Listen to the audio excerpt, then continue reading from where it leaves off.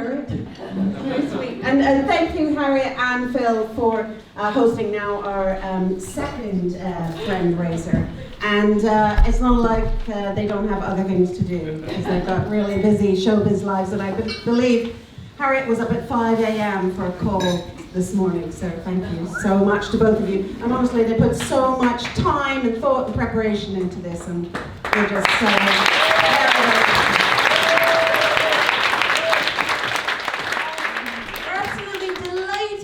welcome you all here tonight to our center, the center of the universe, of course. We never tire of showing this place off.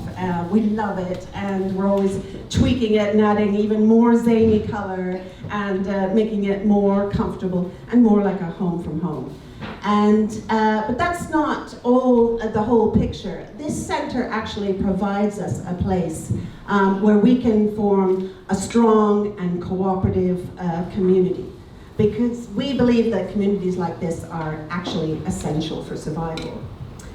So tonight you're seeing a cross-section of our community. Our trustees are all here tonight. All of our staff and a lot of our volunteers and members. And we've all worked collectively to make this a welcoming experience, which we believe reflects the kind of charity that we are. And that's why we hold it here and not in some fancy hall, because we want you to see how we are and who we are and where we are. Where am I? Everyone, I think, here has a stake in this place and has a sense of ownership, and that really is very heartwarming. And people are, all collectively vacuuming at the end of the night, or watering the plants, or beautifying the garden, and of course, cooking the meals. And I just want to take a moment to introduce some of our chefs. So we've got Massime here.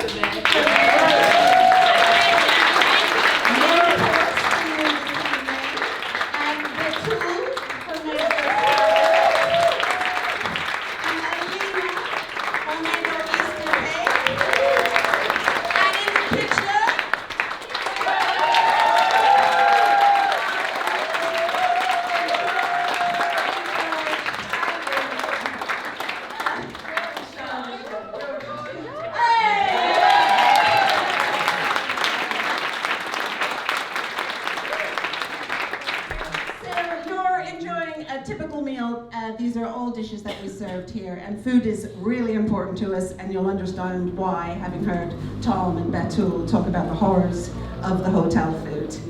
I think, having heard everyone speak and having had conversations at your table, I think you'll want to join with me when I say to our members that we're so glad that you came to this country to join us.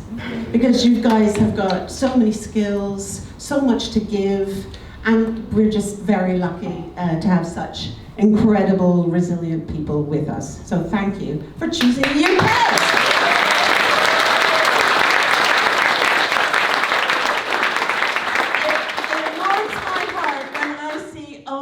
Teaching Arabic to our English teachers.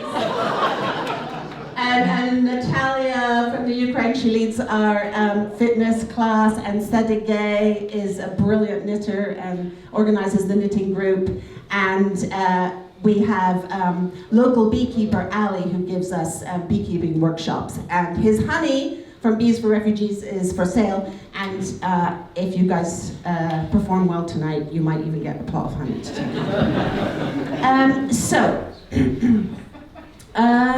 where am I? I need my glasses.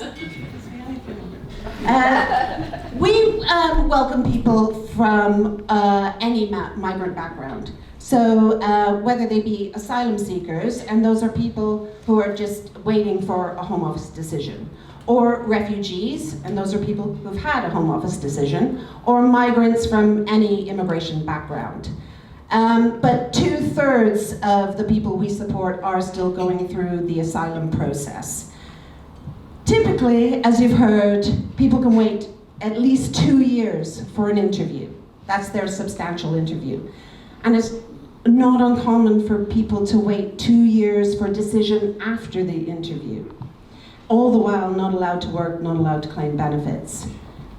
Christian has said he doesn't mind me telling you that he's now been waiting 4 years for a decision from the Home Office. I mean, what a waste. What a waste of a beautiful talent. What a squander. And I just want to say that the waiting time and all this talk about the hotel costs is on the Home Office, because in the years that Priti Patel was the Home Secretary, the waiting list trebled, if not quadrupled. So it's nobody's fault but the Home Office when it comes to the hotel bills.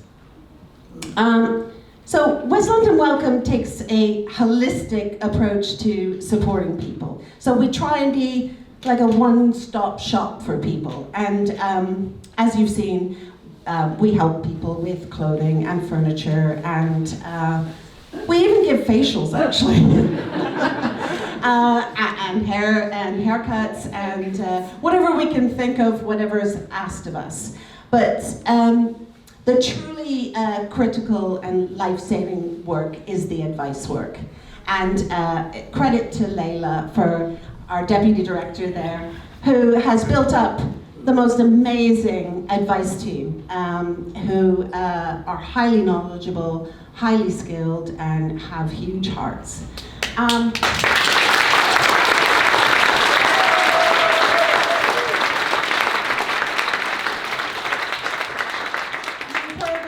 Of cases, people talking about how we've helped. But just let me tell one story that was quite a complex one that we helped with recently.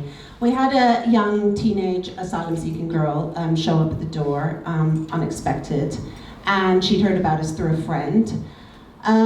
She had traveled from Eastern Africa up through that continent on a boat across to Europe, through Europe, to Calais, on a boat to Dover. She was then placed in a hotel at 17 because she was age disputed. She should never have been in a hotel, where she was sexually harassed by the staff. And she left the hotel, not feeling safe there, and she had been basically squatting or sofa surfing with friends. Very precarious existence. And so our team sat her down with a cup of tea and a piece of cake and built a plan together. And they were able to find her a fantastic place in a spot that's very hard to get, in a local youth home that particularly helps unaccompanied refugees. So she lives very close to us now. She's registered at the college, and we found her a fantastic immigration solicitor, and our team worked very closely with them. So she's now transformed. She's registered at this college, and she's got friends, and she's a fantastic poet, by the way, and she comes to our book club, and some of her poetry is over there if you want to read it. So she's now just got a lovely wraparound support and feels safer, no matter what the future might hold, because she hasn't yet had a decision on her claim. That's what we do. We give practical support, and we pour out warmth and empathy and welcome. And all the while, this government, this Home Office, is pouring out hatred and hostility. And that brings me on to the immigration bill, which unfortunately today has been voted through. So, find the right page here. Right, this immigration bill. I won't call it the illegal immigration bill, because the bill itself is illegal. It's in contravention of the 1950 Refugee Convention. It's in defiance of basic human rights, and it's in convention of the UN Convention on the Rights of the Child. This bill is not about saving lives. If we wanted to save lives at sea, there's a very easy remedy for that. We offer visas, as we did for 225,000 Ukrainians. And we let people come in safety, and we process their asylum claim quickly. That would be the easy remedy. This bill is also pretty much banning anyone from seeking asylum. And it applies to people who are trafficked here, it applies to children, and all of these people who have arrived from March 7th of this year, if the bill goes through, and is very likely to do so in the next couple of months, people could be rounded up and placed in prison-like circumstances, prison-like conditions, and we don't know for how long, because the plan to state traffic people to Rwanda is likely to be tied up in the courts till probably January. So if they put people in detention this year, goodness knows for how long they'll be there. And so this is the plan for very vulnerable people. And I can tell you, it's getting very difficult to look people in the eye and tell them they're safe in this country. And that has been very hard recently. Right, I've lost my place again. Bear with.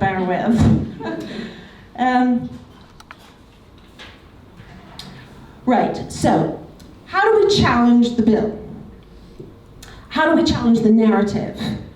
And I think we go to the beginning. We go to the beginning of the concept, the idea that we have a problem. We don't have a problem. We had 72,000 people claim asylum last year. That's some of the lowest numbers in Europe. That would fill Emirates Stadium. It's not big numbers. And we also don't have a problem because if you ask any employer, if you ask my opinion, we don't have enough people coming because we desperately need people in the employment, in the construction sector, in hospitality, in the NHS, of course. But we also don't have a problem because we care about people who are looking for a safe place to live. And finally, we don't have a problem because we want to be signatories to the Refugee Convention. Of course we do. So I think we should rally under a banner that says, "Make Britain kind again," you know? Appeal to the goodness in everyone, as my mother's always saying. You know, the amazing pride that we rightly felt when we welcomed our Ukrainian friends. You know, why can't we do that for everyone? Let's make that who we are and who we want to be. And as I said, I think, you know, if we can't handle 1% of the world's, less than 1% of the world's refugees, how will we handle the large numbers that will come seeking refuge from climate change? So we have to think about how we're going to work cooperatively and together in communities like this in the future. And as I said, we believe communities that are inclusive and cooperative like this are actually essential for survival. So, before I sit down, I just want to say thank you, all of you, for coming and basically coming to think about joining our Welcome Circle. And I want to thank everyone who joined last year and those who have been donating for years. We're so grateful to you because we don't get government funding or council funding, and the support you give us pretty much sustains us. We have some things we want to spend money on, and that includes getting our very own immigration solicitor, because it's becoming really, really difficult to find legal aid solicitors for our members. So that's something we want to spend money on in the future. And so finally, I hope at the end of the evening we have a room full of Welcome Circle members. That would really make us happy. And thank you again, every single one of you, for coming here tonight.